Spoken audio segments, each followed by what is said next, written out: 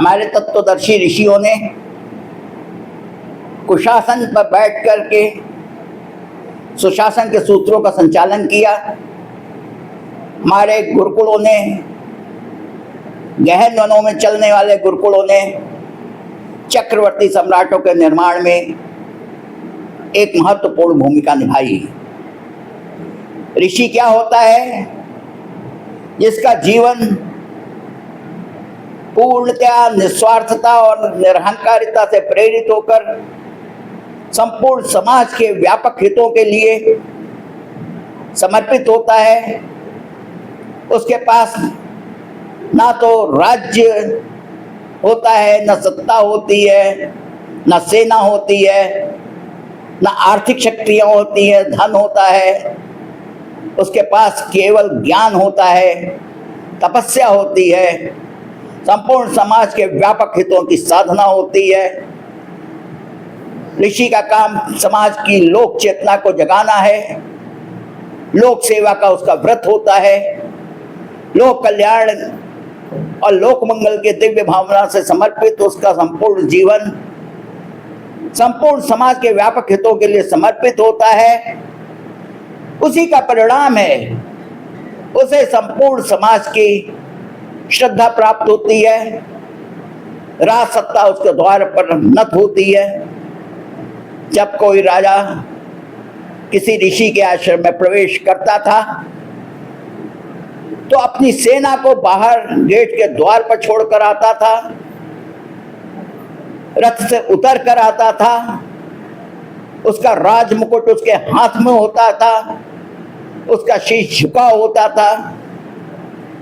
जो पूरे राज दरबार में सत्ता का हानक स्थापित करने वाला, बड़े से बड़ा उसके पास राजदंड, जिसके द्वारा किसी को कोई भी मृत्यु दंड दे सकता, किसी को राज्य निकासे दे सकता, बड़े से बड़ा दंड दे सकता। मगर ऋषि के ब्रह्मदंड के आगे एक प्रकार से राज सत्ता नत थी। ये उसके ऋषि की एक तपस्या का, त्याग का, संपूर्ण समाज के व्यापक हितों की साधना का परिणाम था।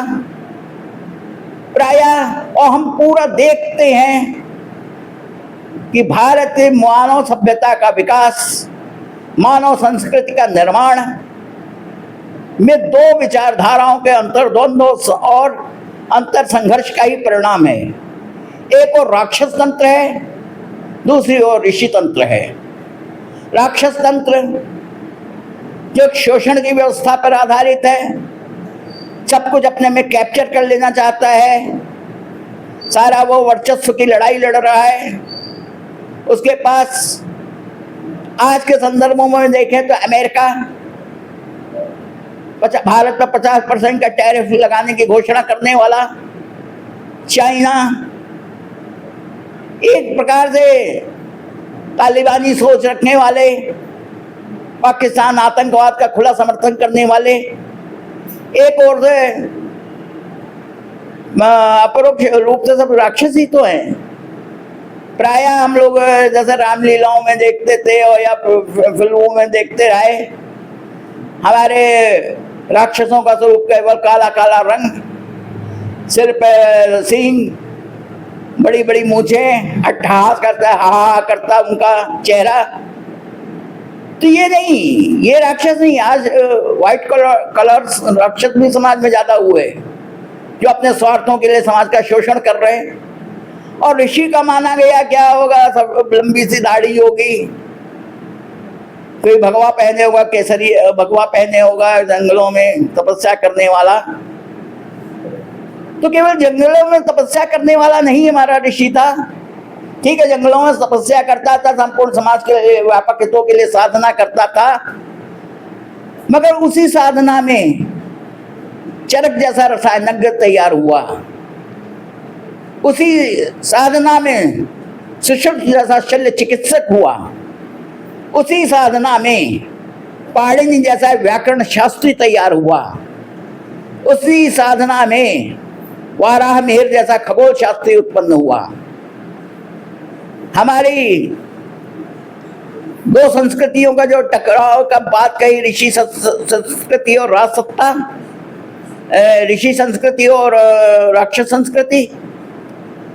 तो इस मानव सभ्यता को बनाने में एक कृषि संस्कृति और ऋषि संस्कृति दोनों की संयुक्त भूमिका है। एक कृषि ने, एक किसान ने तपती तपती धूप में अपना हल जोत कर, बरसात में भीग कर, बीजों को बोकर, धान की रोपाई करके देश के अन्नदाता बनने का गौरव प्राप्त किया। तो देश राष्ट्र की मानसिक, बौद्धिक और आध्यात्मिक क्षुधा की शांति, परितृप्ति हमारी ऋषि संस्कृति ने किया। ऋषियों ने कहा केवल पेट भर लेना, उदर भर लेना ही जीवन का लक्ष्य नहीं है।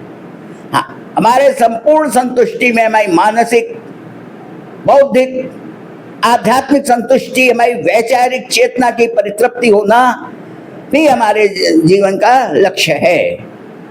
पेट भरा हो मस्तिष्क खाली, ये स्वस्थ विकास की अवधारणा नहीं है।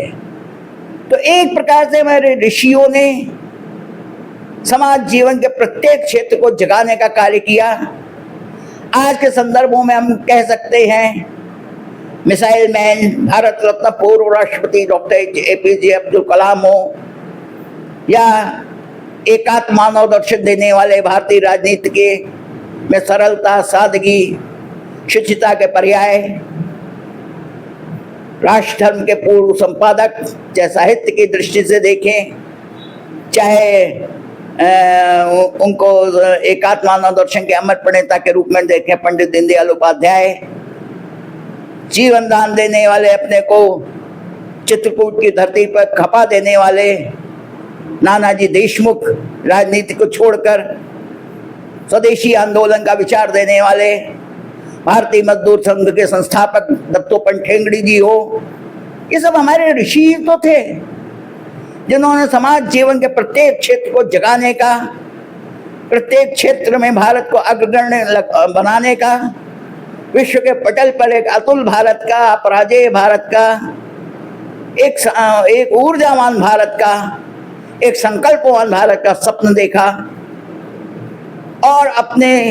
और एक प्रकार से स्वयं को अदृश्य रखकर, बहुत कभी हाईलाइट में नहीं आए, स्वयं को अदृश्य रखकर, अज्ञात रखकर एक प्रकार से राष्ट्र की वैचारिक ऊर्जा को जागृत किया। इसी में रामकृष्ण परमहंस जैसे भी संत आते हैं जिन्होंने स्वामी विवेकानंद जैसा निर्माण किया।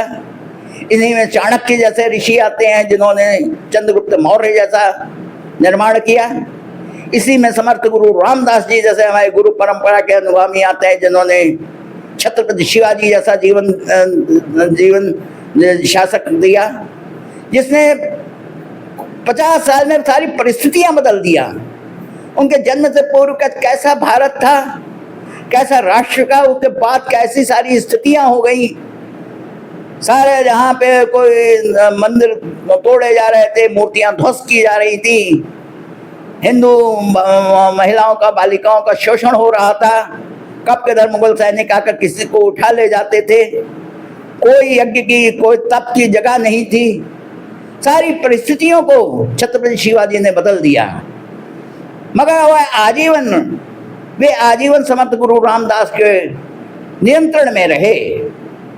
हमारे चंद्रगुप्त मौर्य हमेशा शिवाजी की गुरुता के छत्र छाया में ही पनपे, इसको समझने की बात है।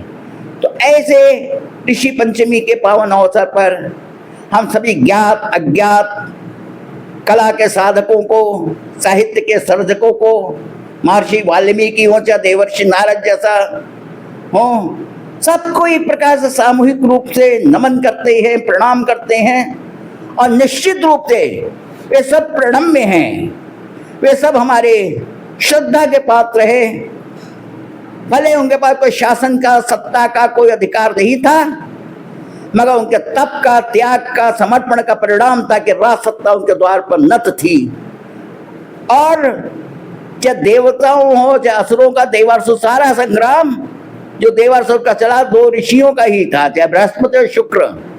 देवगुरु बृहस्पति थे अद्वैतियों के गुरु शुक्राचार्य जी थे, उन्हीं के कहीं अहम और वहम का टक्कर का परिणाम ये पूरा देवासुर संग्राम के रूप में आता है। तो ऐसे, और जैसे बृहस्पति ऋषि थे वैसे शुक्राचार्य भी ऋषि थे, भले कोई देवताओं के खेमे में चला गया, कोई दैत्यों के खेमे में। तो ऐसे सबको हम नमन करते हुए, भारत की सनातन ऋषि चेतना को प्रणाम करते हुए अपनी बात समाप्त करते हैं। धन्यवाद।